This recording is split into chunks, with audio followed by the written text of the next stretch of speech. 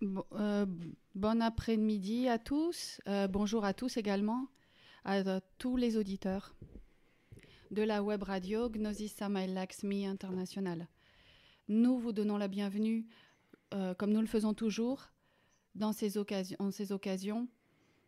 Nous sommes en train, par tous les moyens, de contrôler si les traducteurs sont tous là, surtout le traducteur de l'espagnol au grec. Parce que depuis l'espagnol, on traduit en anglais, en russe. Donc, le traducteur de l'espagnol, s'il vous plaît, s'il peut se présenter et ouvrir sa salle. Et nous espérons qu'il en soit ainsi. Alors, nous, entre-temps, on aimerait saluer toutes les personnes qui nous écoutent, toutes les essences, les âmes inquiètes, qui nous accompagnent dans toutes les émissions que nous transmettons pour réfléchir au sujet des enseignements gnostiques et avancer sur le chemin. Donc nous aimerions aussi vous demander,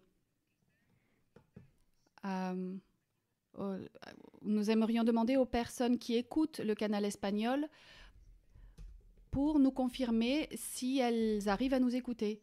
Et excusez-nous, ce sont des détails, mais ce sont des détails techniques. Et la technologie a des bonnes choses, mais aussi des choses délicates. Alors, merci beaucoup pour votre confirmation. Donc, aujourd'hui, nous avons un thème.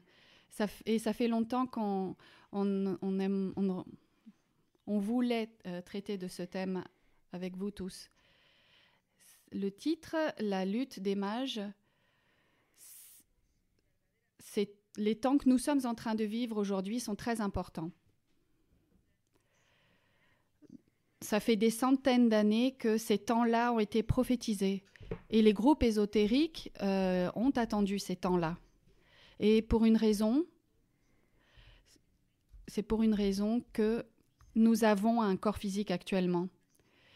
Pour assister à cette représentation théâtrale et à cette réalité, nous devons être témoins de cette réalité physiologique, physique.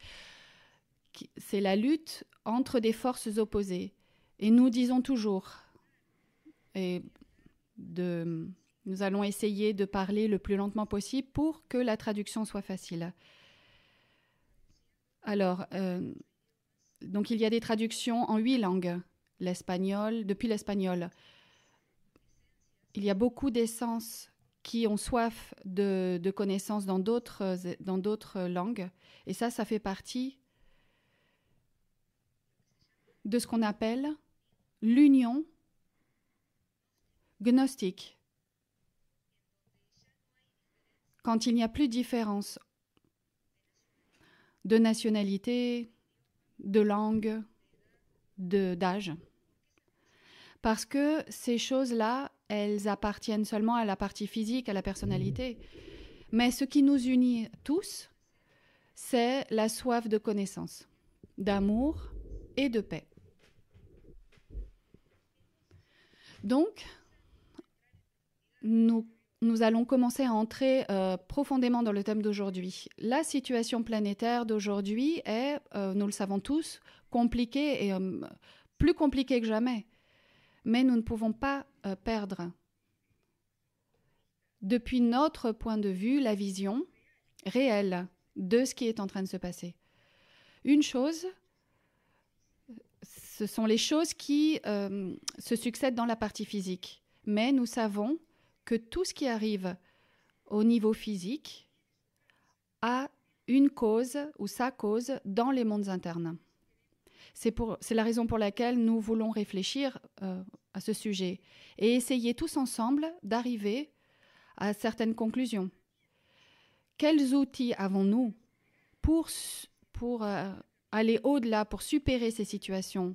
Pas les changer, mais les supérer à un niveau individuel et sortir victorieux de toutes ces complications, de tous ces conflits. Les forces qui sont en train d'opérer derrière la partie physique sont très difficiles à identifier pour une personne qui n'a pas de connaissances ésotériques. Et en plus, il nous est arrivé que dans l'enseignement gnostique, il y a beaucoup d'amis, de sœurs, de frères qui ont une certaine avancée initiatique, mais elles ne comprennent pas pour autant ce qui est en train de se passer. Et ces personnes considèrent que ces thèmes sont des mythes, sont des conspirations. Ce seraient des choses folles de science-fiction. Mais tous les grands maîtres, au fil des siècles, ont parlé que rien n'existe, rien ne se meut dans le monde physique, rien ne bouge dans le monde physique, sans que cela s'exprime auparavant dans les mondes internes.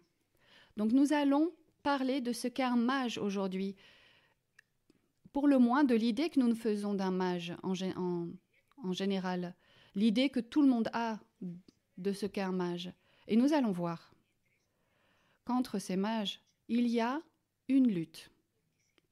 Parce qu'ils sont en train de se disputer, de vouloir prendre possession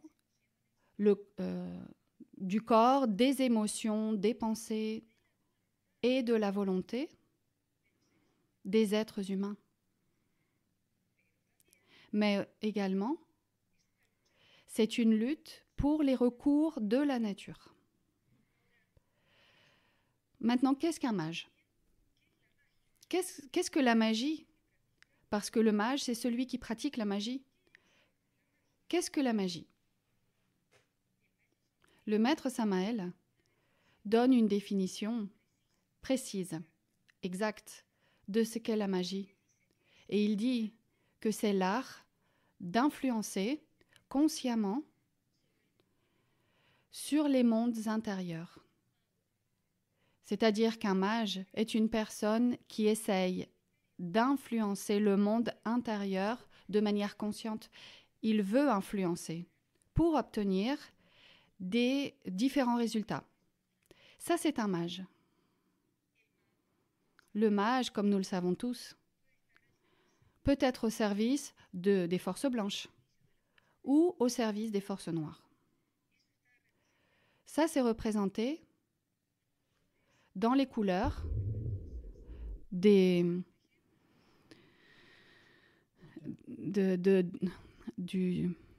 sol des temples qui indique la lutte entre les deux forces, entre les ténèbres et la lumière, et l'équilibre qui doit exister entre ces deux forces. Et par rapport au moment que nous sommes en train de vivre comme une humanité, ce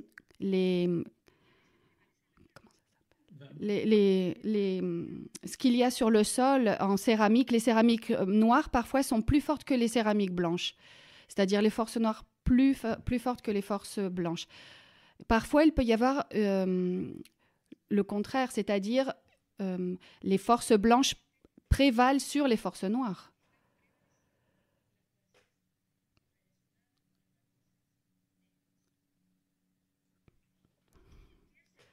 Alors, que fait un mage ?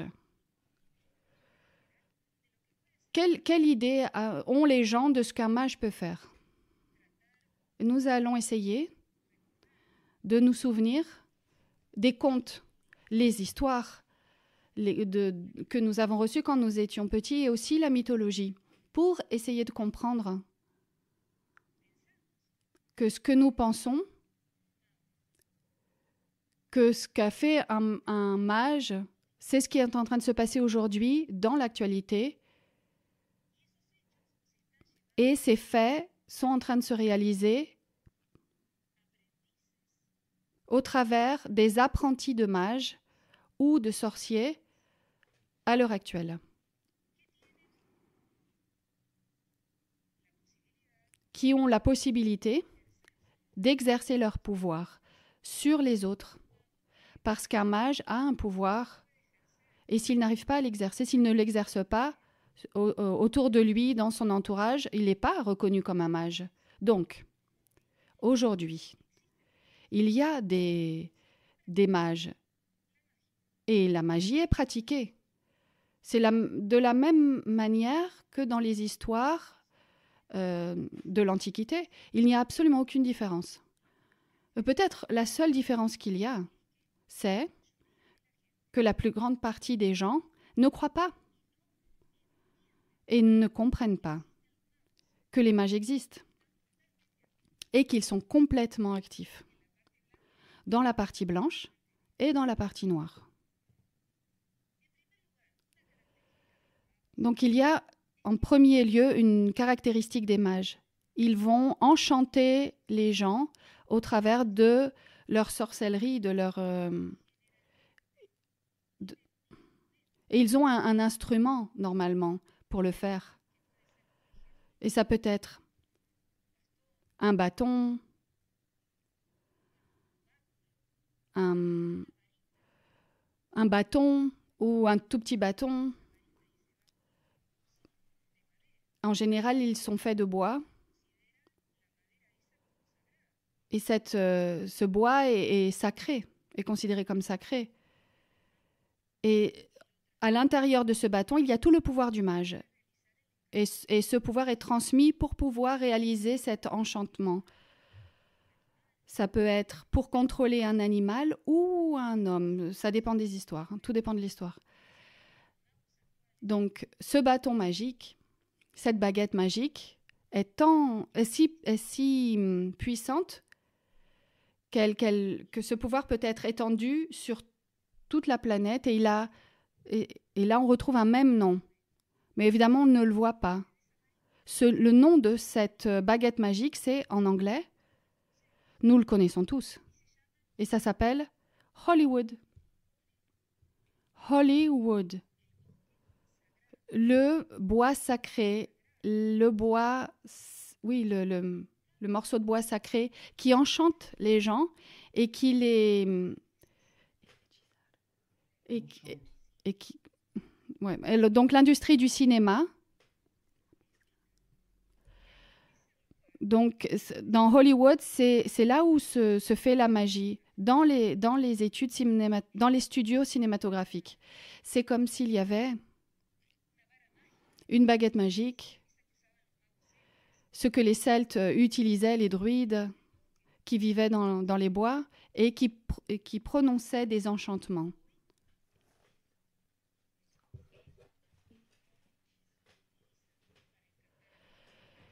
Alors, qu'est-ce qu'ils utilisent aujourd'hui pour enchanter les gens? Ils utilisent les films, les séries, ils utilisent le cinéma.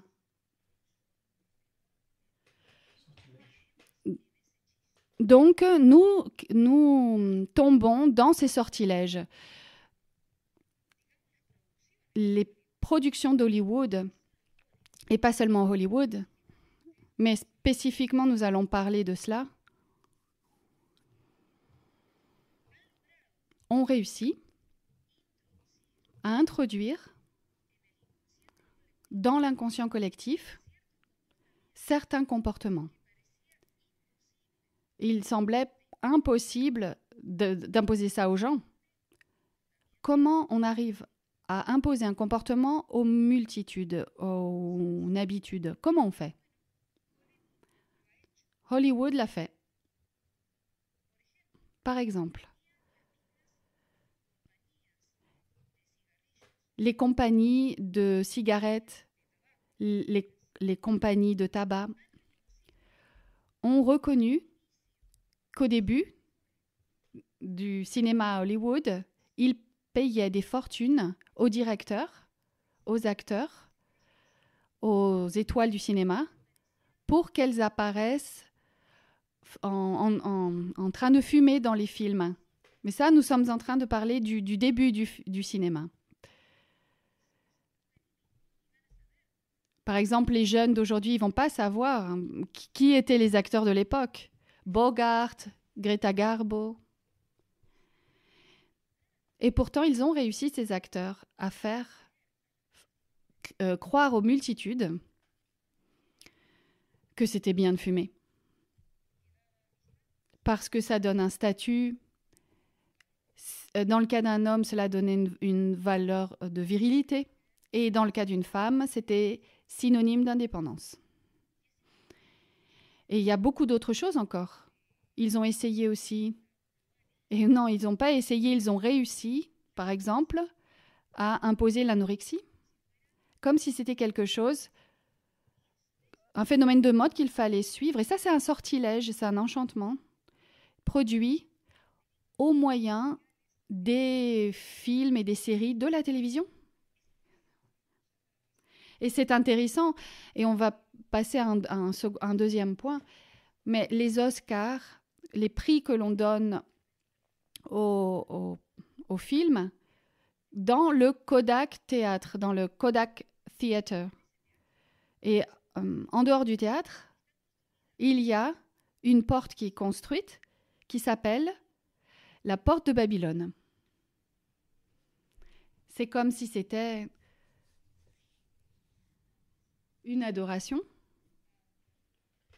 à Babylone la Grande, qui est citée de nombreuses fois dans l'Apocalypse.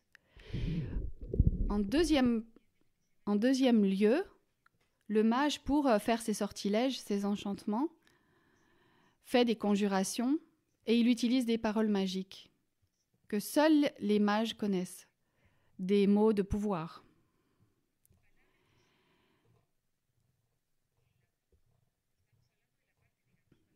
Nous sommes en train de parler de la partie négative, mais si on compare cela à la partie positive, ce sont comme des mantras. Et les mantras se répètent avec beaucoup de concentration et ces mantras permettent l'éveil de certains états de conscience, et nous le savons. Si ces paroles magiques sont utilisées négativement et se répètent de nombreuses fois, elles vont produire aussi certains états de conscience ou des états d'inconscience, pour mieux dire, des états de souffrance, de peur. Et aujourd'hui,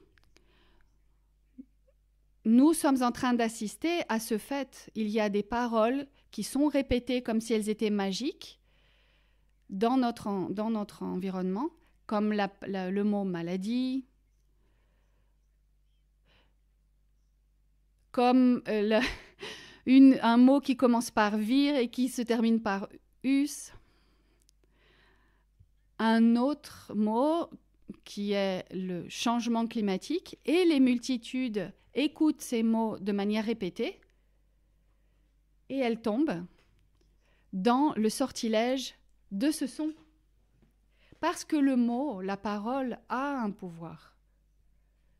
Et nous savons, comme en tant que gnostiques, qu'un mensonge qui est répété de nombreuses fois et arrive aux oreilles de personnes qui ne sont pas éveillées psychologiquement, ces mensonges répétés se convertissent en une vérité et se vivent comme si elles étaient une vérité, comme si ces mensonges étaient une vérité. Imaginez le pouvoir que ces mages ont aujourd'hui. Nous sommes en train de parler de ces forces qui correspondent au carrelage noir du sol des temples. En troisième lieu, quel est le mythe qui existe autour des mages? Quand il y a dans une histoire un mage, les personnages de l'histoire parlent de leur pouvoir. Le mage vit totalement éloigné, peut-être même caché dans une caverne ou dans les hauteurs d'une montagne. On ne peut pas arriver jusqu'à cette personne. On sait que ce mage existe, mais on n'a pas accès. Aujourd'hui, de la même manière, nous savons que ces forces sont en train de bouger, mais où sont-elles? Qui sont-elles? Comment avons-nous accès à cela? Mais le mage profite de ces légendes autour de sa personne, ces idées que les gens ont autour de sa personne pour diffuser la peur, pour faire sa magie sans que personne ne l'en empêche. Le héros de l'histoire qui va affronter ce mage qui est malveillant, ce héros doit vaincre sa propre peur pour confronter le mage. Plus il s'approche du mage, plus il veut le regarder face à face, plus le mage commence à le menacer, plus il va diffuser de la peur pour que personne ne puisse parvenir à l'affronter. Nous sommes en train de parler de manière symbolique. Chacun devra faire sa propre interprétation de tout cela, de comment tout cela est en train de se cristalliser dans une réalité. Nous sommes dans un espace public, sur une web radio. Mais ce n'est pas si difficile à comprendre. En quatrième lieu, il y a toujours un mage ou une sorcière qui donne un breuvage, une boisson magique, une substance, pour que les personnes l'ingèrent, la boivent, et cette substance, ou la mangent, et cette substance qui rentre dans le corps, elle transforme les personnes. Il se peut que cette boisson, ce breuvage, transforme un prince en un crapaud, en une grenouille, transforme la grenouille en un prince. Mais c'est toujours une substance qui entre dans le corps.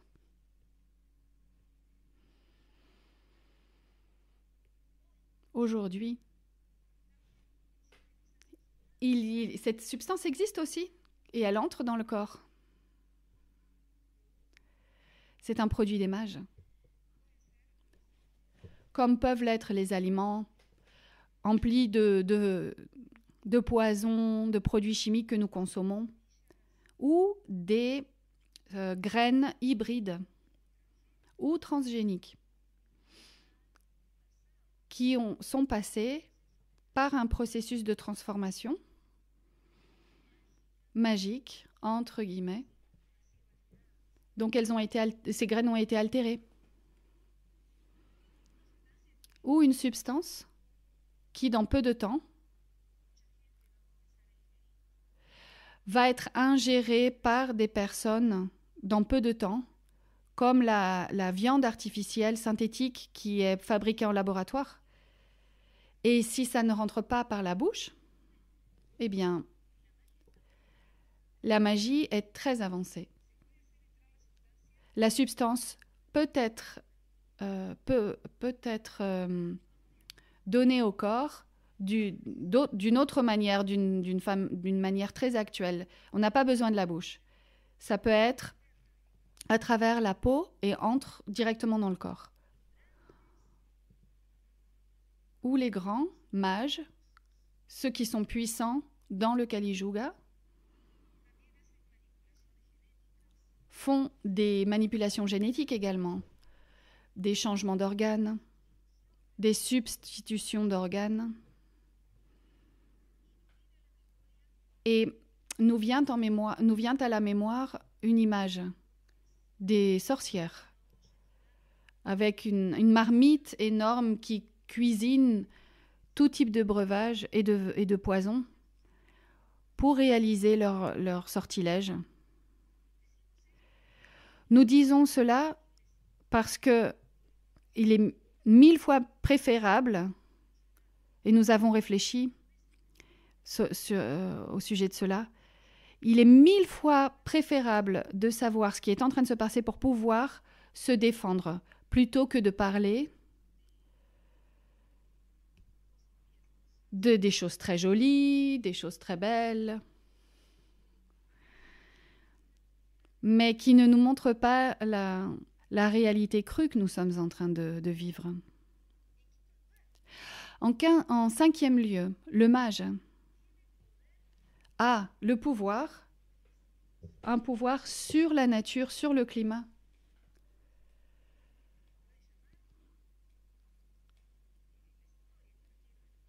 Dans les histoires pour les enfants, on appelle le mage pour qu'il fasse pleuvoir, pour qu'il produise des nuages, ou pour qu'il les dissipe.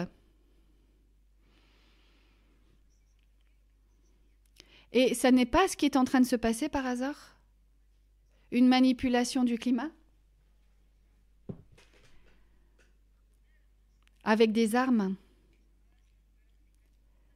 appelées des armes de changement climatique, qui peuvent même provoquer des tremblements de terre, des tsunamis, des ouragans, des pluies de grêle. Quand il pleut de la grêle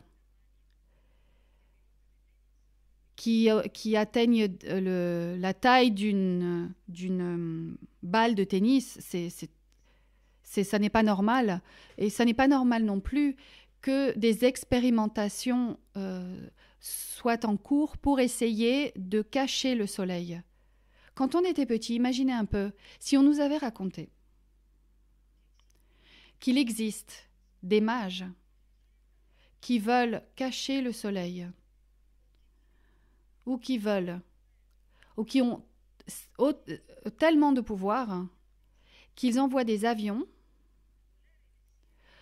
qui volent dans le ciel pour produire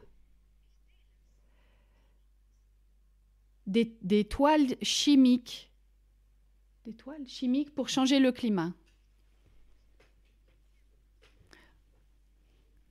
Ça, nous l'avons vu depuis la semaine dernière au pied du mont Olympe. Nous avons même fait des photos du ciel. Il ne s'agit pas seulement... C'est les chemtrails des avions qui font ça depuis déjà un bon moment. Mais ils font aussi des mouvements en spirale. Et on regardait également les 4 points cardinaux et on voyait qu'il y avait ces formes de spirales blanches qui étaient formées par les avions. Donc il y avait comme un brouillard, comme le brouillard de l'ombre pendant toute une semaine. Et ça n'est pas normal. Il y a des pays où le brouillard est fréquent, mais là, ici, au pied du mont Olympe, ça n'est pas le cas. Donc j'aimerais aussi donner un témoignage de ce qui est en train de se passer et de ce qui va se passer. Comme ces mages peuvent utiliser des breuvages pour manipuler le corps, des substances, pour les faire pénétrer dans le corps, ils peuvent également manipuler le climat. Et ils ne veulent pas, en aucune façon, qu'il y ait des personnes qui soient à l'encontre de ce qu'ils veulent faire. Et comme il y a une censure déjà actuelle, pour empêcher que les substances qui rentrent dans le corps soient un thème de discussion, à partir de maintenant, il y a aussi une censure au sujet du changement climatique. Et cette censure va être de plus en plus forte. On ne va plus pouvoir parler de ce thème. Et les gens qui vont le faire, qui vont vouloir parler contre ça, on va dire de ces personnes qu'elles sont dangereuses pour le futur de l'humanité. Donc finalement, un mage, si nous allons à la 6e caractéristique, le mage voit tout, il sait tout sur la personne. Il a des capacités paranormales, n'est-ce pas? Il sait tout.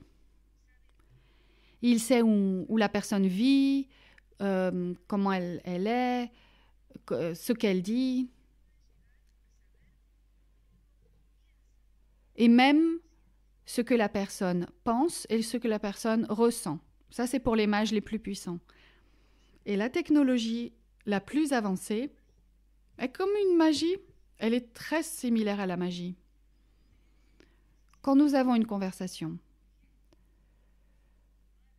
par exemple, nous parlons que nous aimerions prendre un vin de telle marque, de tel nom. Et le portable, le téléphone, le smartphone est à côté. Et là, par exemple, on envoie un message, un email, par exemple. Et là, arrive une publicité du vin dont nous étions en train de parler dans cette discussion. Donc, ça semble très magique, tout ça. Alors, les gens disent, puisque nous vivons dans le 21e siècle, non, ce n'est pas la magie, c'est la technologie. Mais quelle est la différence entre l'un et l'autre? Cette magie permet au mage de savoir absolument tout pour pouvoir exercer ses sortilèges, ses enchantements. En 7e lieu, pour en terminer avec la première partie de la conférence, le mage également peut apparaître et disparaître aux yeux des personnes qui se trouvent devant lui et de faire aussi des genres de miracles. Nous avons parlé de 6 points antérieurs et nous voyons très facilement qu'ils sont en train d'arriver, qu'ils sont en train de s'accomplir. Et ce 7e point qui correspond à l'apparition et à la disparition, il y a dans le ciel des figures religieuses, des anges, des maîtres, qui ne sont pas encore à disposition, enfin, c'est-à-dire on ne peut pas vraiment le voir comme ça apparaître et disparaître. Mais la technologie va faire en sorte de montrer aux gens des apparitions célestes, divines, dans les cieux, dans le ciel, qui vont prendre une forme religieuse. De l'endroit où ces choses apparaissent dans le ciel. Donc là où ces formes vont apparaître, ça dépend du pays, elles vont apparaître sous une forme chrétienne, comme Jésus, comme des saints. Mais par exemple, en Inde, donc il y aura des programmes et des projections de Brahma. Et par exemple, en Chine et en Inde, il y aura des reproductions, des projections qui auront quelque chose à voir avec le bouddhisme, par exemple. Et nous continuerons à partager, à réfléchir sur ce thème. Mais il y a une lutte entre les mages. Et nous sommes en train d'expliquer ce que font les mages dans la partie négative, pour ne pas tomber dans les sortilèges qu'ils nous envoient.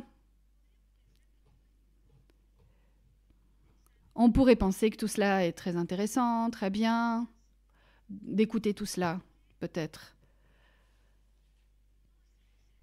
Mais ça n'a pas toujours été ainsi. Ceux qui ont le pouvoir, les gouvernants de ce monde, comme le dit la Bible, quand ils font référence, quand il est fait référence au monde, il est fait référence au système, pas à la planète, sinon au système qui existe sur cette planète. Les gouvernants de ce monde, les politiques, les corporations, les sociétés anonymes qui régissent le monde, ou plutôt les systèmes, même si ça nous semble être un mensonge, ils ont toujours été en relation, en rapport à la magie, à l'occultisme. Mais avec un occultisme 100% occultiste. C'est-à-dire, dans cette deuxième partie de la conférence, nous n'allons pas parler de façon symbolique. Nous allons commenter avec vous des faits et des réalités. Et on peut les trouver, ces réalités, dans les livres de l'avatar du Verseau, le maître Samael, et dans les livres et conférences du maître Lakshmi, et même dans les investigations d'auteurs qui se sont dédiés à étudier l'histoire de la politique et ont découvert des documents qui nous laissent avec la bouche ouverte. Quand le maître Samael parle de ce qu'a été la lutte des mages pendant la Deuxième Guerre mondiale, il a expliqué que dans le cas d'Hitler, Hitler, au début, voulait suivre le chemin du surhomme, mais un membre d'un ordre tibétain noir, appelé le clan des Dugpa, un membre de cet ordre du Tibet, l'a mis sur le chemin erroné. Et la tragédie est arrivée, celle que nous connaissons tous.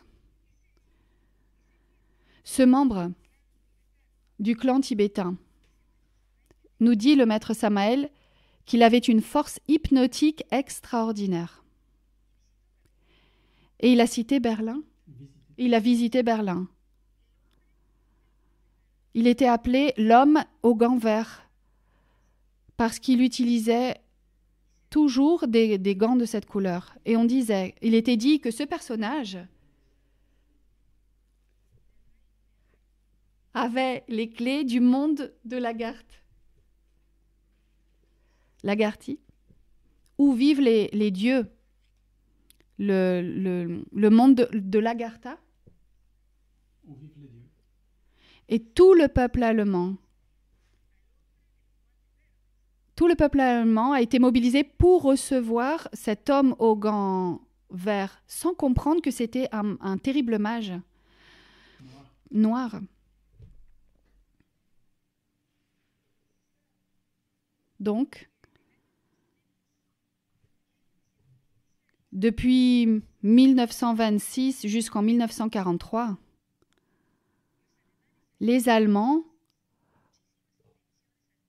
les nazis, ont fait beaucoup d'expéditions au Tibet. Et quand la guerre a été terminée, et ceux qui ont gagné la guerre sont entrés à Berlin, ils ont trouvé une quantité de cadavres de soldats de race tibétaine qui s'étaient suicidés, qui n'avaient pas de papier d'identité, mais qui étaient de la force hitlérienne. Et ça, c'était un duel entre les enseignements de Gurdjieff d'un côté et les enseignements des Dugpa d'un autre côté. Si nous allons du nazisme, si nous cherchons par rapport à ce que le maître Samael nous dit Mussolini, il y a également une grande influence de Mussolini dans la Deuxième Guerre mondiale. C'est un protagoniste de cette guerre. Si un maître éveillé fait une recherche sur les vies passées de Mussolini, il va se rendre compte qu'il appartenait aussi à la fraternité négative, qui était dominée par des forces qui ont attiré cette catastrophe sur l'humanité. Mais on peut dire, oui, ok, la plupart des gens le savent, qu'Hitler cherchait le Saint Graal, il pensait qu'il avait trouvé la lance de Longin, Tout ça, c'est connu.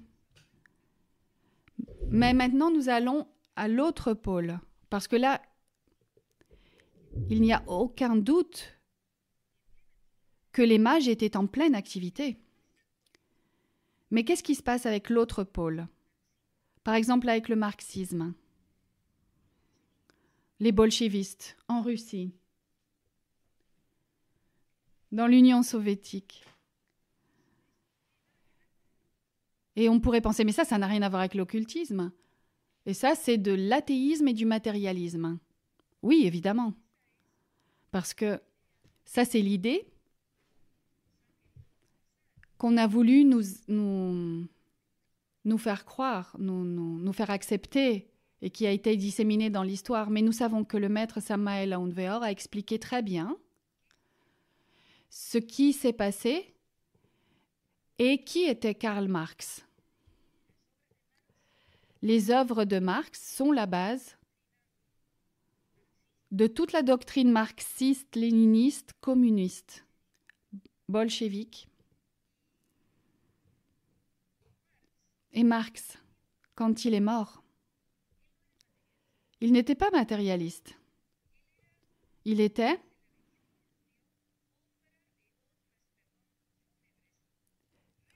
on lui a fait un enterrement religieux parce qu'il voulait faire prévaloir la religion de ses antécesseurs, de ses prédécesseurs. Mais il n'était pas endormi. Il savait ce qu'il faisait. Et il imposait une phrase fameuse qui disait que la religion est l'opium des peuples. Il a réussi à imposer ce concept. Il a réussi à diffuser sur toute la face de la terre l'athéisme et le matérialisme. Mais quand le maître Samael l'a rencontré, dans les mondes internes, il disait que Marx était éveillé, il savait ce qu'il faisait. Et c'est très intéressant, car quand il était jeune, il a écrit des poèmes. Il n'avait pas encore 24 ans, et il a écrit des poèmes. Et là, il parlait contre Dieu. Et ces poèmes étaient occultes, mais ils sont devenus publics.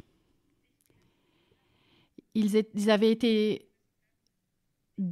déclassifiés, mais maintenant ils ont été rendus publics. Dans ces poèmes, on voyait qu'il voulait imposer l'idée que Dieu n'existe pas.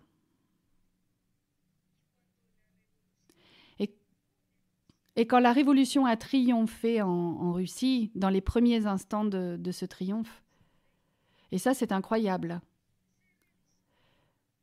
ont été réalisés de façon publique, ou a été réalisé de façon publique, un jugement contre Dieu. Il a été préparé même un banc des accusés où a été posé, sur lequel a été posée une Bible représentant Dieu. Et il y a eu donc un représentant qui avait un niveau hiérarchique très important dans le gouvernement russe et a condamné Dieu à être fusillé. Et donc, ils ont, entre guillemets, fusillé Dieu. Donc, ils ont tiré des rafales contre le ciel. Et qu'est-ce qu'on est en train de... de quel athéisme sommes-nous en train de parler?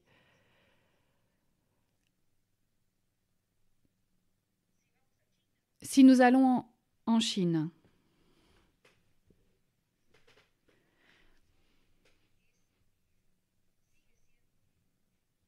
dans l'actualité, il y a encore des valeurs du communisme, mais le maître Samael explique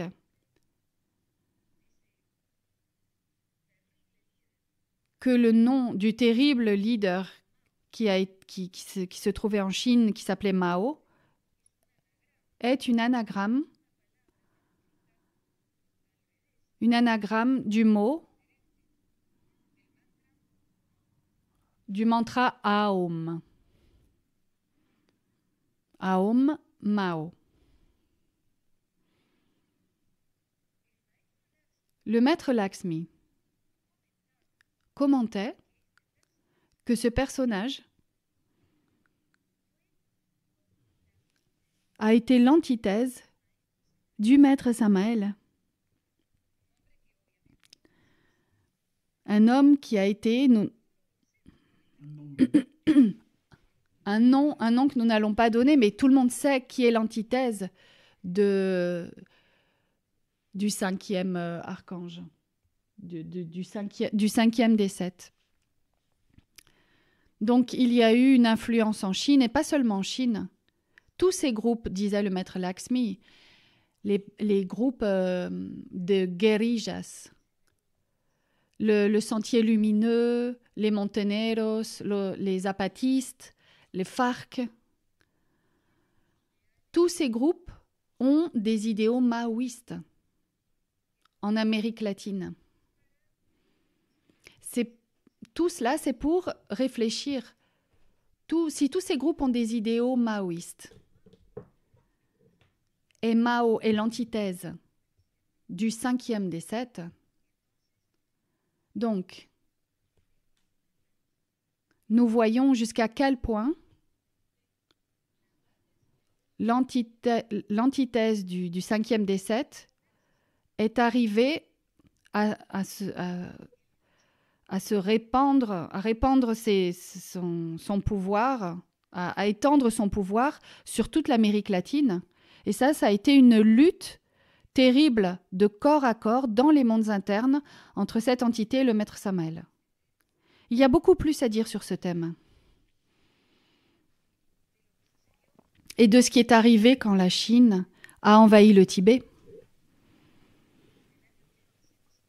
Dans les années 50. Et comment chaque mouvement qui existe sur la planète, et quand on croit qu'il s'agit d'une lutte pour l'économie, pour le pétrole, pour l'argent, oui, bien sûr, on peut dire que oui, mais derrière tout cela, il y a des forces qui se meuvent, qui existent, et que l'on ne voit pas peut-être. Et pour terminer, nous allons parler d'autres pôles. Nous avons parlé de l'idéologie d'Hitler, nous avons parlé de l'idéologie de Marx, de l'idéologie de Mao.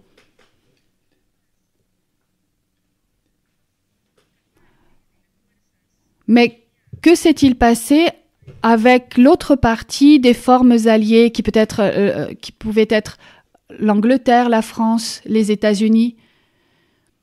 Et comme le temps est très limité aujourd'hui, et nous ne voulons pas non plus abuser de votre patience, nous allons juste superficiellement parler de cet occultisme, de cette magie qui s'est exercée et qui continue à être exercée sur les pays occidentaux et qui sont basés sur le capitalisme. Et nous pensons encore au capitalisme, mais qu'a à voir le capitalisme avec l'occultisme? Si le capitalisme, il veut faire une montagne d'argent, et pourtant oui, ça a quelque chose à voir. Et on va prendre comme exemple des choses qui sont déjà passées. Dans les années 1960 et en arrière encore, pour ne pas parler de la situation actuelle, On va vous parler de quelque chose du passé, mais c'est la même chose. Les acteurs changent de nom, mais c'est la même situation. Nous savons tous que quand est arrivé ce qui est appelé l'attaque sur les tours jumelles de New York, nous savons tous. Et dans la partie psychologique, dans notre mémoire, la mémoire de la date nous est restée. Le 11 septembre 2001, où les tours sont tombées, mais il y a eu également une attaque sur le Pentagone, qui était la base militaire la plus puissante de la planète. Quelque chose qui pratiquement était impossible à attaquer. Il arrive que, regardez, c'est incroyable, quel hasard, qu'exactement 60 ans auparavant, du 11 septembre 2001, c'est-à-dire le 11 septembre 1941, a été créé le Pentagone. Le jour où il a été créé, le Pentagone, c'est le jour où il a été attaqué 60 ans après. Un 11 septembre, la même chose, la même date. Le mot Pentagone nous parle qu'il y a un pentalphe, c'est-à-dire une étoile à 5 branches. Et nous savons tous ce que cela signifie. Cette étoile à 5 pointes, à 5 branches, est aussi le symbole de la force policière. Est-ce que c'est un hasard ?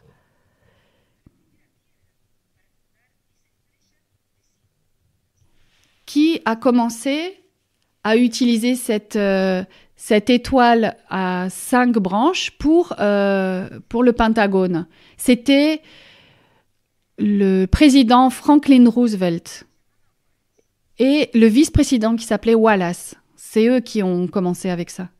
Et ils appartenaient à des sociétés occultes. Les deux connaissaient la force du pentagramme.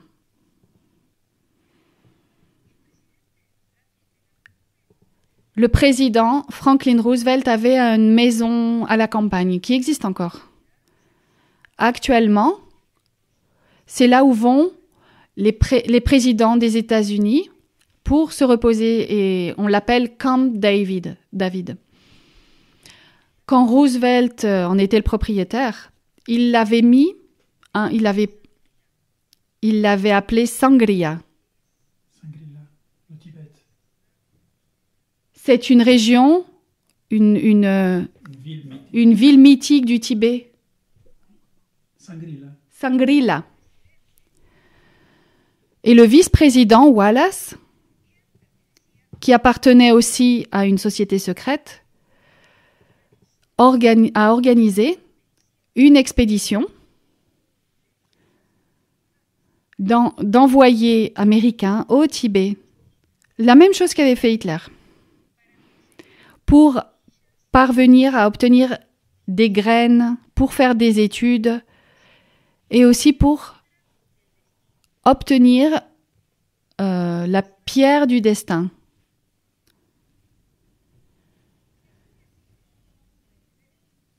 Et l'étude suit, mais on va pas s'arrêter là-dessus. Et tout cela, qui est lié à l'occultisme, est encore occulte pour la plupart des gens. Et ça n'est pas compris. Donc, pour terminer cette conférence, et pour que vous puissiez poser vos questions, l'objectif du programme d'aujourd'hui, c'est de comprendre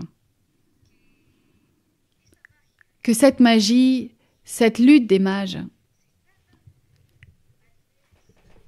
elle existe dans les mondes, dans des niveaux qui ont énormément d'importance au niveau des systèmes du monde, le système politique, sanitaire, militaire.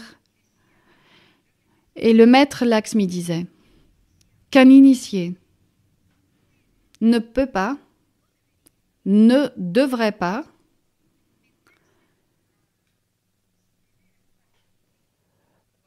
soutenir un parti politique ou un autre, ou défendre un homme politique ou un autre, parce qu'il se met au service de cette force négative,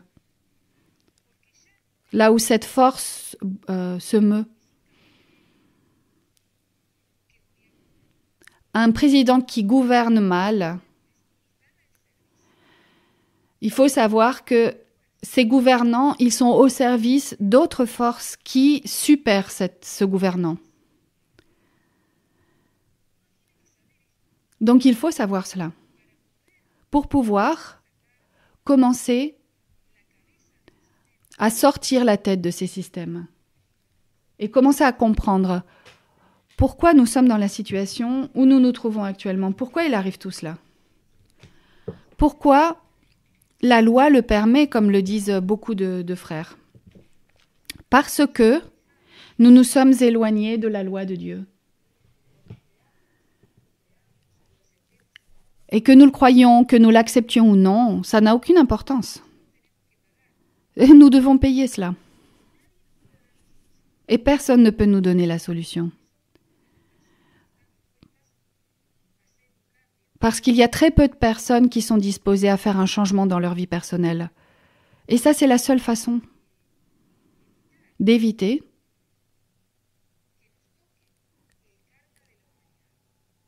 que l'on évite le karma de l'humanité. Donc, les politiques, les gouvernants du monde se comportent de la manière dont ils se comportent à cause de tout cela. Si l'initié ou la personne se dédie à protester, consacre son temps à protester contre les gouvernements, contre les personnes qui l'ont trompé, parce qu'elles n'ont pas accompli ce qu'elles ont promis, parce qu'elles manquent à leurs paroles, parce qu'elles trompent. Quand l'initié consacre son temps à cela, ça veut dire qu'il n'a pas compris qu'il faut qu'il ait une individualité et qu'il ne doit dépendre de personne. Chaque personne a le droit de vivre exactement comme elle le souhaite. Les mages ont droit de tromper, de nous tromper. Ils ont droit.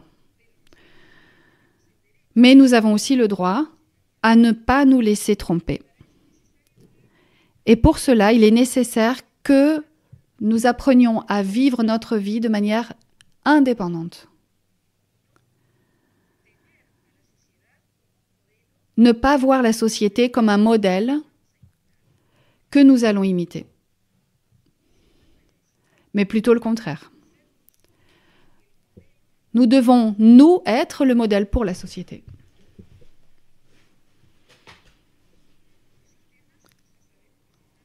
Les systèmes, nous le savons déjà, sont en train de tomber en morceaux.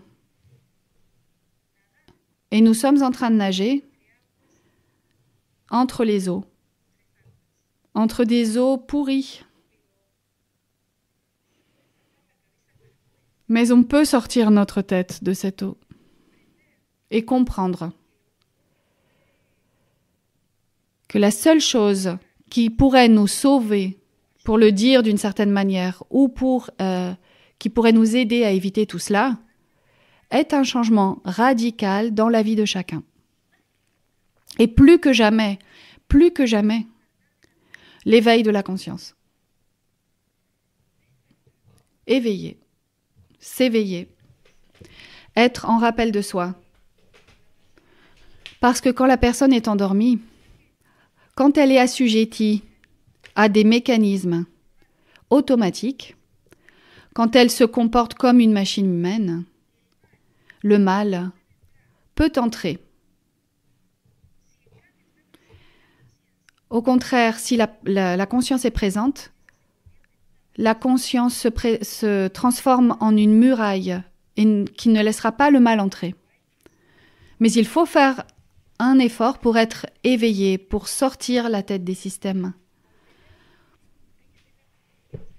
pour avoir plus de confiance en soi, pour ne pas déposer notre foi, notre confiance dans les autres, mais plutôt dans notre être, dans les enseignements qui sont révolutionnaires.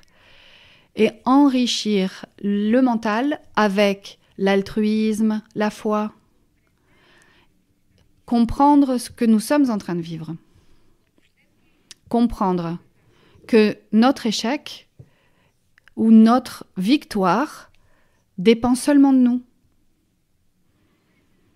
On ne peut pas inculper les mages ou les systèmes de ce qui est en train de nous passer. Parce que, en dernière instance, tout dépend de nous-mêmes. En conclusion, il y a 2 options. On peut vivre endormi,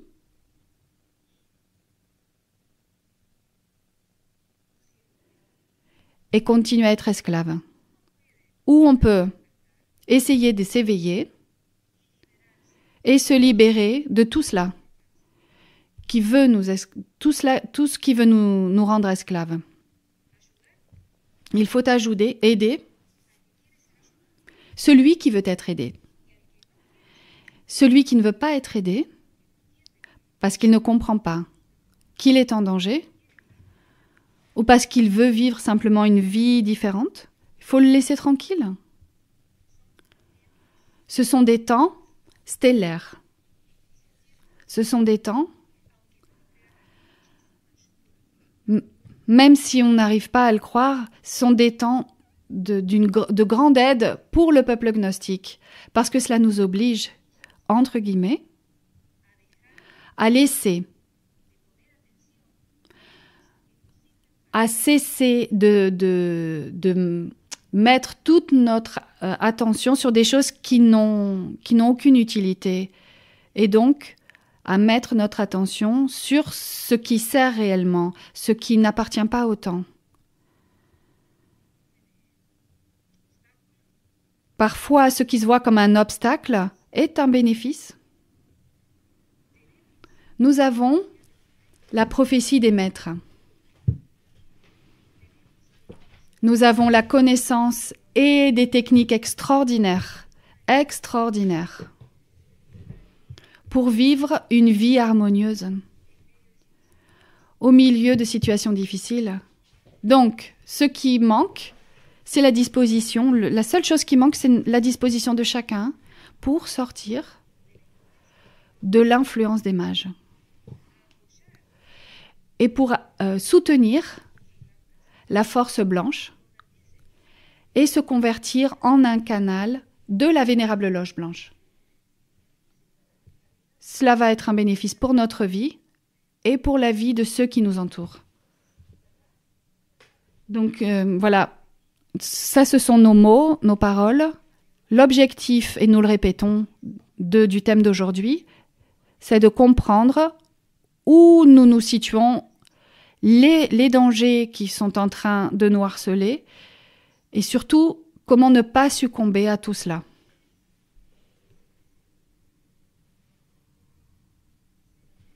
Donc maintenant, si vous avez une question à poser, nous allons regarder le chat.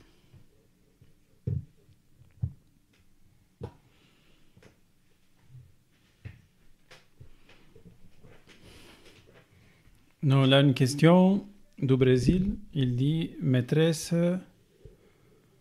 elle cherche à obliger les gens à mettre des substances dans son corps.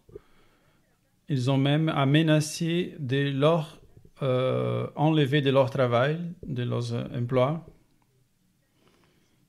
Est-ce qu'il y a un antidote pour des substances qui est en mode? Antidote. Alors, avant de continuer avec la question d'Alcinara, je vais essayer de lire les questions de manière très résumée. Parce que c'est très difficile de les traduire sinon. Donc Elsinara demande, est-ce qu'il y a un antidote à la substance? Oui. Bien sûr, il y a un antidote.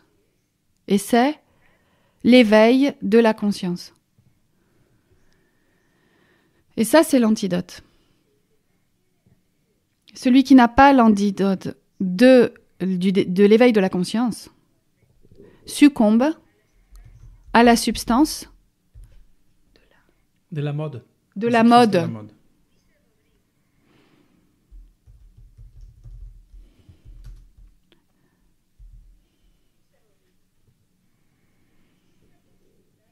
Rodrigo dit qu'il aimerait connaître la relation entre le Pentalf et le drapeau chilien. Et la planète Vénus. Et la planète Vénus. Est-ce que ça a une relation avec le Pentalf que tu as mentionné dans la conférence? Il y a une relation, oui, évidemment. Et puisque Rodrigo est chilien, et il a posé cette question, s'il y a une relation du drapeau chilien qui a le Pentalf vers le haut, la tête vers le haut, tous les enfants chiliens le savent. Et là, je demande à Rodrigue un commentaire. Et peut-être pour ceux qui connaissent l'histoire, parce qu'il est chilien, je vais demander à Rodrigue pourquoi, en 2010, quand les gens des mines, qui sont été les 33, ont été attrapés, La question, je l'ai faite. Quand les temps restés attrapés dans une mine, pourquoi ils ont mis des petites chemises avec le drapeau de Chili, mais avec une étoile inversée, avec les branches principales en direction au bas? Est-ce que le gouvernement de Chili, il était aussi une partie de cette magicien? Ils étaient 33 ouvriers enfermés dans cette mine. Est-ce qu'ils ne savaient pas comment on devrait représenter le drapeau de Chili? Merci beaucoup pour les salutations. Josiane, en Provence, dit... C'est la question, elle est là. Ne pensez-vous que la femme a un rôle important dans le changement, notamment par l'enseignement aux enfants?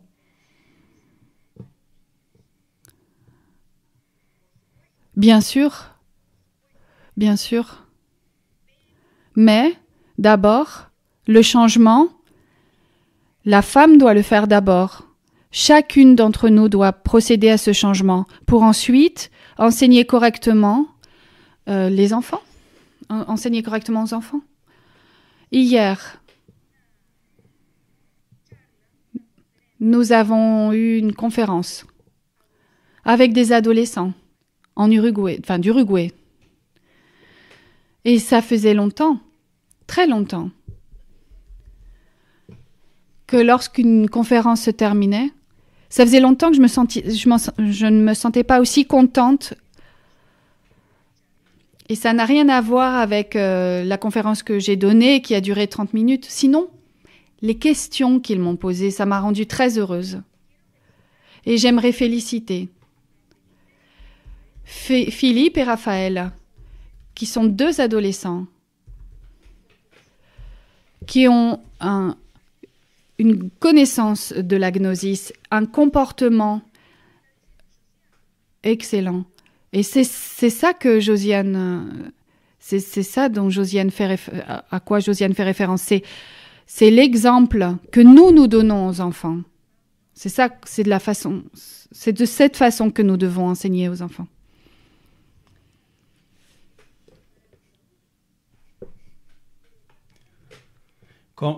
Est-ce que vous pourriez nous donner des informations pour stimuler dans une grande ville pour les adultes et aussi pour les enfants? Alors les adultes, nous avons la capacité et la responsabilité de choisir. Un adulte peut choisir parfaitement ce qu'il va regarder, ce qu'il va écouter, ce qu'il va croire. Non, nous devons commencer à cesser de voir et d'entendre les médias achetés, payés par le service des mages en service, des mages actuels. Si on continue à voir et à écouter tout cela, ça c'est le choix de chacun, c'est respectable. Mais la personne va rester sous le sortilège, sous cet enchantement. Les enfants, c'est très différent. C'est incroyable l'attaque qui est en train d'être réalisée contre l'enfance, contre l'adolescence. Mais nous en sommes arrivés à la conclusion, et le maître Lakshmi le disait déjà, il l'a toujours dit, que la protection pour les enfants arrive par l'intermédiaire des parents.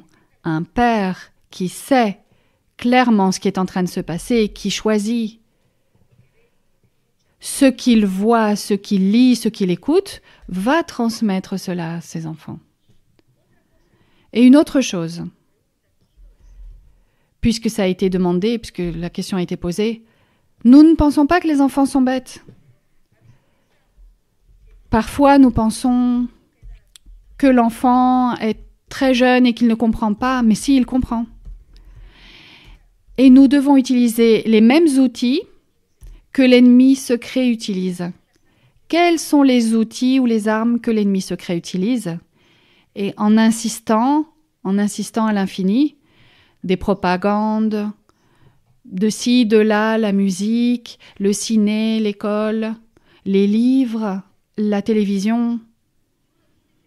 Et nous devons faire de la même manière une transmission des valeurs, en insistant à l'infini. Transmettre les valeurs. Les valeurs qui se transmettent aux enfants ne sont pas oubliées. L'adolescence peut arriver. L'adolescent peut faire tout type de bêtises, mais l'enseignement est maintenu. Une question de Paul. Quel rôle joue l'antithèse des 4 et des 7 dans ce temps? Del quatrième de 7 logos dans ce temps. Pour savoir ça, il faut lire ce que dit le vénérable maître Samaël, le traité ésotérique de théurgie, où il dit comment il s'appelle, où il est. La seule chose que je peux vous dire, ou en tout cas à Paul, c'est qu'il a une grande incidence au niveau du genre et du sexe. De la théorie du genre et du sexe. Parce que ce nom que je ne vais pas dire, il implique, le nombre de cette antithésis implique que l'homme a pris le rôle de la femme et que la femme a pris le rôle de l'homme. C'est quasi sûr que ce personnage est derrière les idéologies actuelles du genre, de la théorie du genre. Merci beaucoup pour les salutations.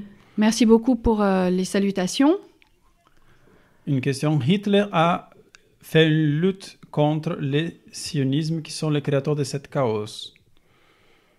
Alors, donc, elle s'est laissée confondre pour cette magicien des gants verts. Sa lutte a été initiée pour défendre son peuple. Donc là,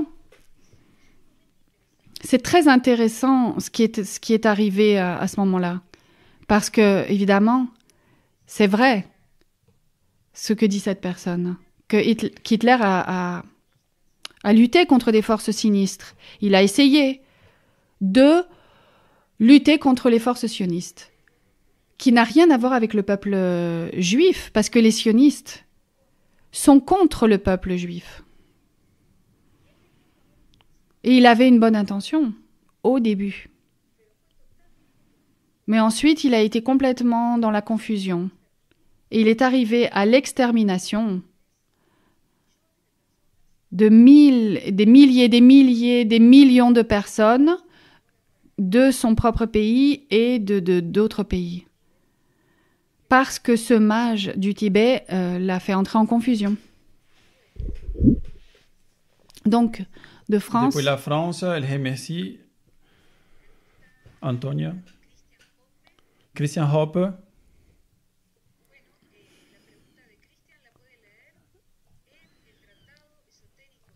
Donc la question peut être répondue en lisant le traité ésotérique de magie... Traité ésotérique de théurgie. De théurgie du maître Samael. J'aimerais savoir comment se soutenir avec sérénité au moment de voir tellement de manipulations face à l'humanité. On peut se maintenir serein quand on sait que l'objectif de la vie est accomplir la loi de Dieu et arriver à l'être. Quand on comprend cela,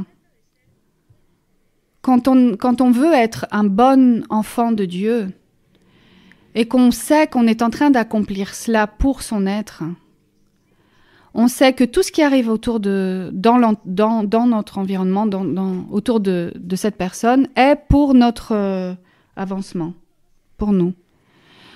Le maître Lakshmi disait qu'il faut pas se préoccuper si on va perdre le travail, si on va être malade, si on n'aura plus d'argent pour payer le loyer. Il faut se préoccuper plutôt d'être un enfant de Dieu.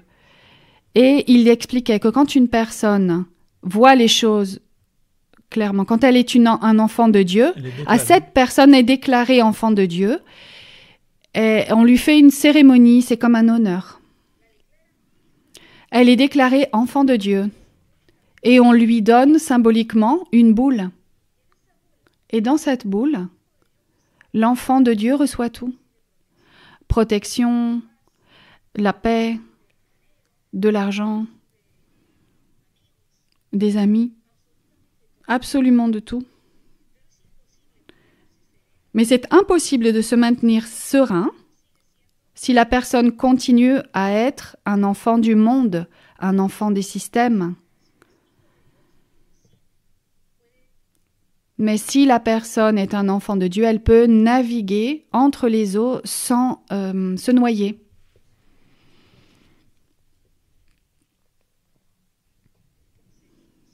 On continue à voir s'il y a des questions. Il y a une question de la France, de Cathy, qui dit « Ça va être compliqué pour moi, comment faire ?»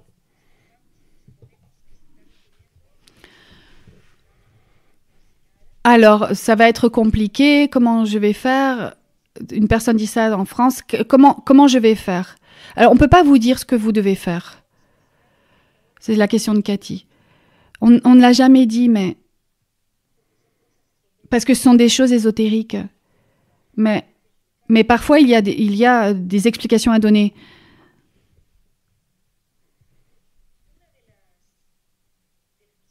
Une des missions, disons, de la partie interne de la maîtresse Sophia est signaler ce qu'il ne faut pas faire et laisser la liberté que chacun décide comment faire. Donc on peut signaler le danger. Par exemple, on peut dire avec beaucoup de sécurité, là-bas il ne faut pas y aller. On peut dire il faut avoir confiance en son être. Il faut être disposé parce que à choisir, parce qu'à certains moments, on On nous donne cette possibilité de choisir entre Dieu et le diable. Et cela dépend de ce que nous choisissons. Parce que cela va être la vie de la personne. Ensuite, la personne doit choisir, c'est elle qui choisit. Et vous pensez, il y a très peu de personnes qui veulent être des enfants de Dieu. Si nous voulons l'être, pensez-vous que l'être va nous abandonner? Il ne va pas nous abandonner. Bien. David, depuis Guadalajara, au Mexique, est-ce qu'il y a un livre pour étudier les thèmes de la conférence? Bon, ce sont tous les livres du Vénérable Maître Samael qui parlent de la partie sociale, le Christ social,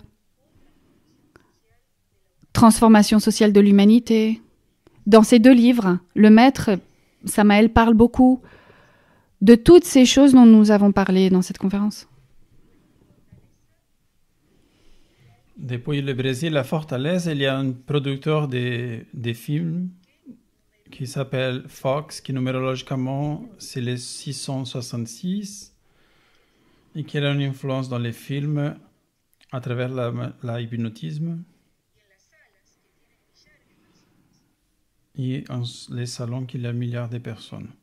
Ça, c'est David Gadelia. Et maintenant, dans les salons gnostiques, pour l'éveil de la conscience, il y a très peu de personnes. Pourquoi il y a si peu de vachement peu de personnes dans les salons de gnosis? Le vénérable Maître Samael conseille. Depuis de nombreuses années, il conseille dans ses livres, dans ses conférences, de ne pas aller au cinéma. Et pourquoi il y a peu de personnes qui sont intéressées par l'éveil de la conscience? Parce que le chemin initiatique est pour peu de gens, pour les peu nombreux, parce qu'il demande des efforts conscients, des souffrances volontaires. Et la plupart des gens cherchent quelque chose qui soit facile, où il n'y a pas besoin de confronter l'ego. Et c'est la raison pour laquelle ce chemin ne les intéresse pas. Bon.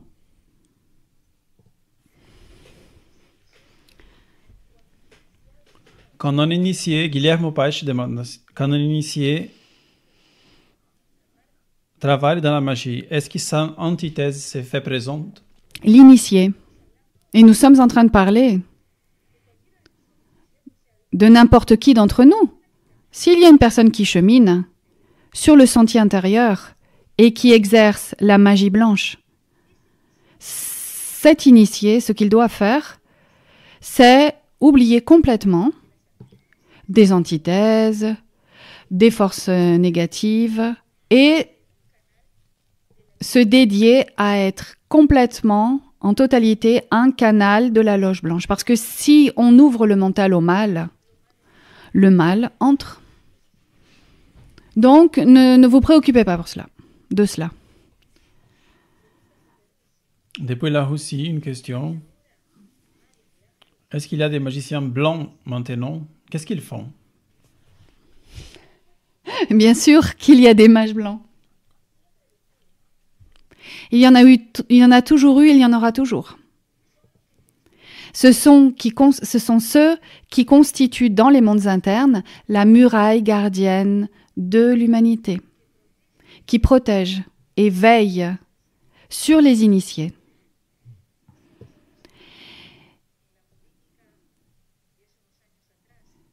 Dans la politique des années antérieures, il y avait des personnages compliqués, et on les a nommés, mais il y avait aussi beaucoup d'initiés en ces temps-là qui diffusaient le message.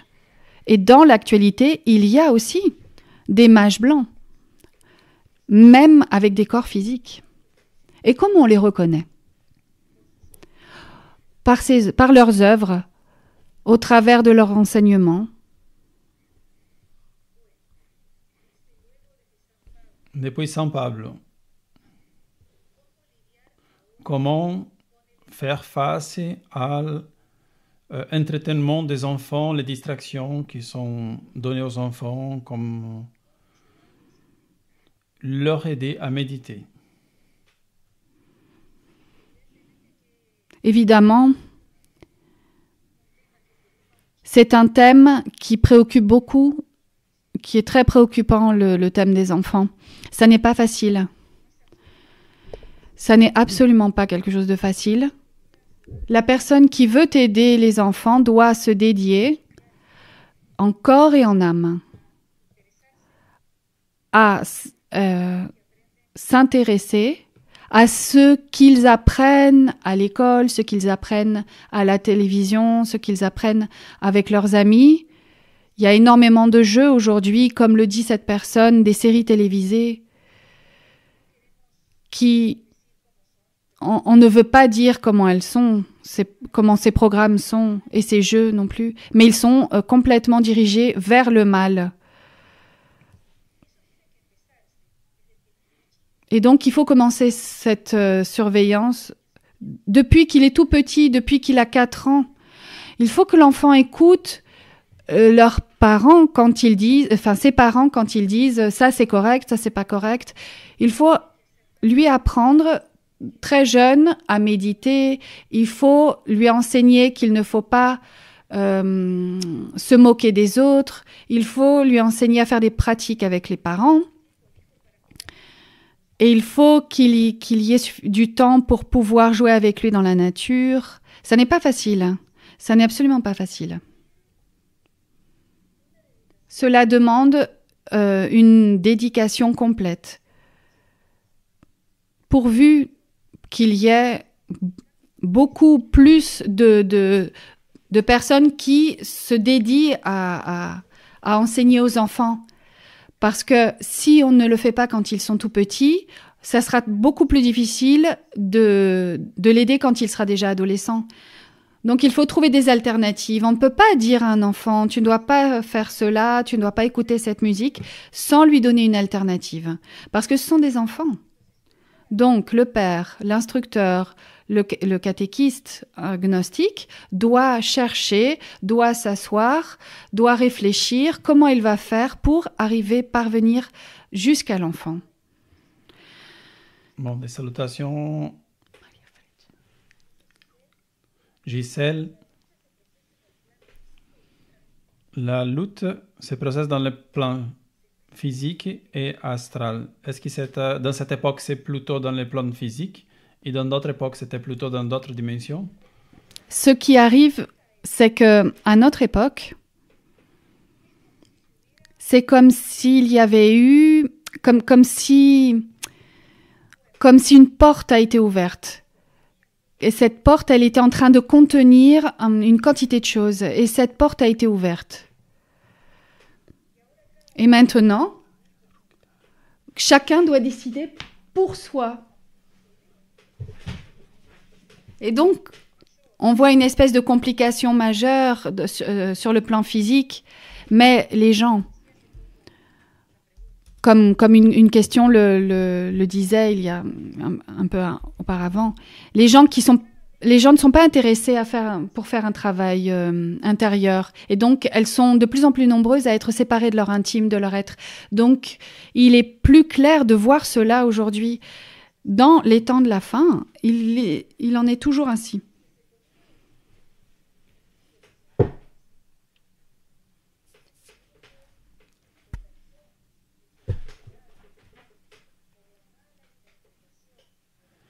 Ici, on dit que dans le monde actuel, il y a des gens qui disent que ce sont les sionistes qui sont les coupables pour tout ce qui est en train de se passer.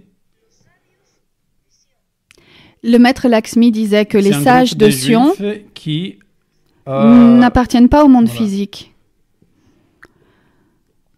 Ce sont des hiérarchies qui proviennent de l'époque de l'Atlantide, depuis l'Atlantide, et qui se manifestent par l'intermédiaire de de leurs marionnettes dans les systèmes du monde. Mais c'est un groupe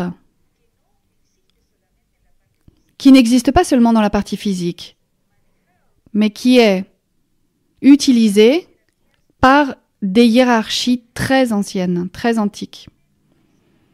Ils n'ont pas seulement une origine ethnique, parce qu'il y a des sionistes qui proviennent de familles soi-disant chrétiennes, communistes, et qui proviennent de différents pays du monde. Le sionisme est une idéologie. Voilà, pour résumer. Brenda, maîtresse Sophie, comment ça peut affecter notre travail intérieur, énergétiquement, vivre avec des personnes qui sont très, très engagées dans les systèmes?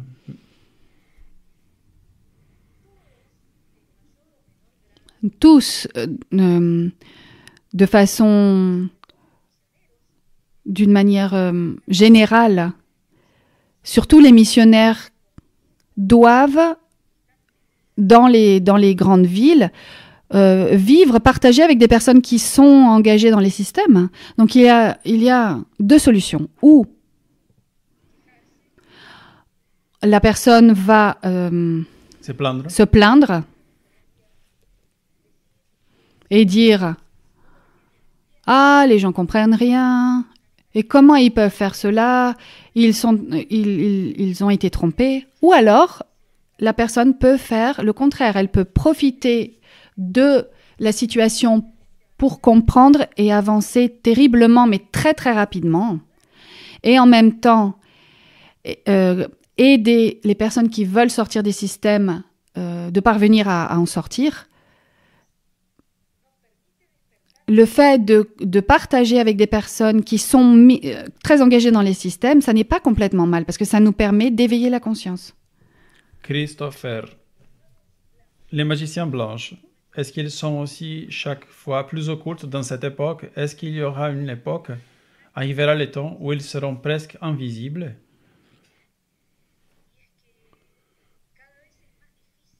C'est de plus en plus difficile que les mystères... il est de plus en plus difficile que les mystères puissent continuer à s'exprimer parce que l'humanité n'en veut pas. Si le peuple gnostique, si nous tous, nous continuons à être intéressés par les mystères, par l'éveil de la conscience, par le service à la vénérable loge blanche, ces mystères, ces maîtres se font présents devant nous. Mais quand la personne se ferme et ne veut pas voir, eh bien les mystères vont se cacher.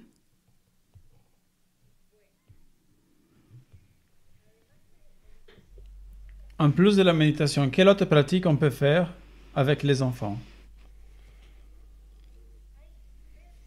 Il y a des pensums, des livrets que le maître Lakshmi a laissés en rapport au catéchisme gnostique. Il y a d'autres livrets qui ont été faits par le vénérable maître Sophie, aussi pour les enfants et les adolescents. Margarita Petrujo aussi, elle a écrit des pensums pour les enfants, des livrets pour les enfants, des petits livres. Un maître... Une question, il dit comment reconnaître un maître à travers ses actions? Un maître est reconnu par l'intermédiaire de ses actions. Jean-Manuel, il dit, il y a peu de temps, un pays de l'Amérique du Sud a passé une loi pour les neurodroits. Pourriez-vous dire quelque chose à ce sujet? Il y a un mouvement. Soi-disant scientifique, de la fausse science matérialiste, qui veulent obtenir le droit de lire les pensées, l'activité cérébrale, pas seulement l'activité biologique, sinon l'activité mentale de la personne. Il y a aussi un groupe de personnes qui sont en train de lutter pour qu'il y ait des lois qui régule tout cela. Parce qu'imaginez un peu ce qui peut arriver si les gouvernements ou certaines compagnies privées ont accès aux pensées des personnes. C'est donc un thème qui a à voir avec la technologie du transhumanisme. Il y a une question. Comment quelqu'un dit on doit apprendre à marcher parmi les chèvres dans cette époque? Quelqu'un dit elles nous ont enlevé la possibilité d'exprimer notre contrariété par rapport à la justice et nous ont habitués à la peur. Comment on peut récupérer notre capacité d'action? La première partie de la question, il faut la préciser. Parce que gnostiquement parlant, ce qui s'appelle la capacité de se mettre en colère est en relation avec l'ego de la colère. On ne devrait pas se mettre en colère, parce qu'on ne gagne rien en se mettant en colère. Par contre, on devrait être surpris, avoir la capacité de se surprendre et pouvoir s'éloigner du mal. Ce qui arrive aujourd'hui, c'est qu'on doit aider celui qui veut se laisser aider. Parce que la plupart des gens aujourd'hui ne veulent pas se laisser aider. Et donc ils pensent qu'il va y avoir une baguette magique qui va toucher leur tête et qui va résoudre leurs problèmes. Dans l'enseignement gnostique, ça n'existait pas, cette idée de baguette magique. Seulement existent les souffrances volontaires, l'éveil de la conscience et le changement individuel.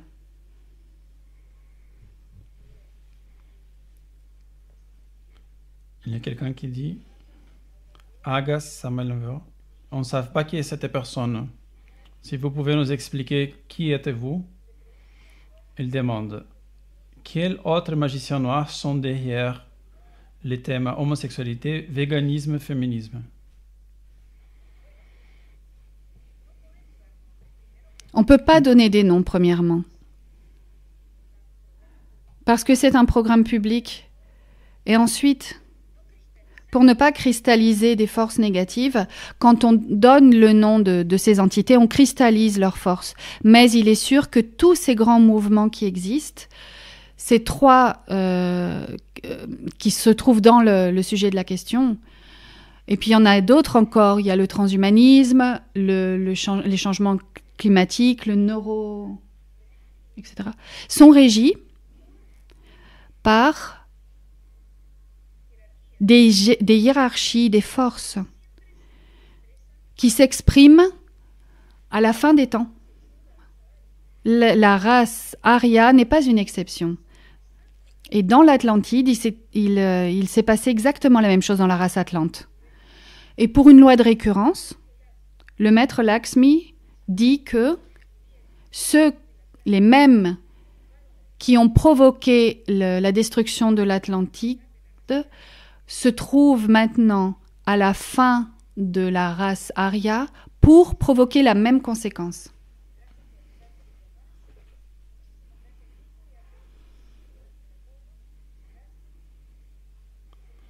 Quelqu'un du Brésil, Nicolas, pourriez-vous parler un peu de métaverso? J'ai pas de problème, ça n'est pas un problème pour moi d'en parler, mais ce sont des thèmes très amples. Qu'est-ce que le métaverso? Alors, pour ceux qui ne le savent pas, c'est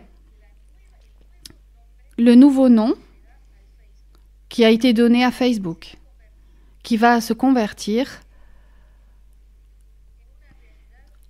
en une réalité virtuelle, qui va avaler tout le monde, absolument tout le monde.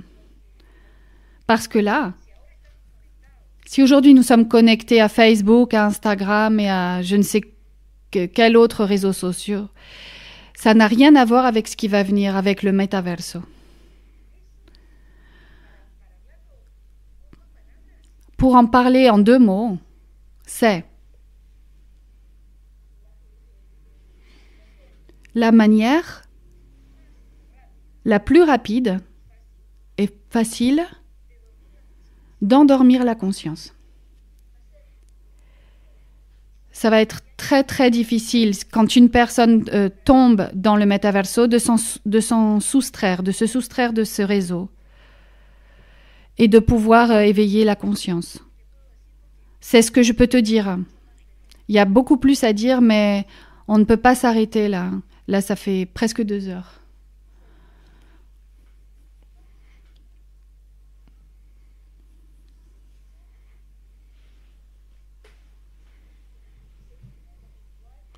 Un monde virtuel où haverá une nouvelle économie.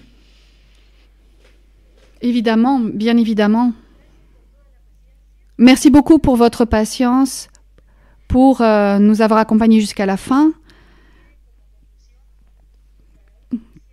Que cela reste en tant que conclusion.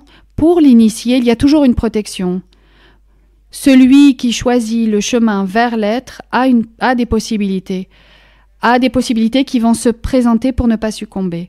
Et bon, nous vous invitons. Dans 1 mois, il y aura, donc dans ce dernier mois de l'année 2021, il y aura une autre possibilité de partager l'enseignement gnostique dans un prochain programme avec le maître Michael, qui va partager avec vous un thème qui va avoir qui a quelque chose à voir avec ce qui va nous attendre pour l'année prochaine. Chacun se crée son propre monde intérieur, et chacun a toujours la possibilité de choisir. Merci beaucoup à tous, et nous restons en contact.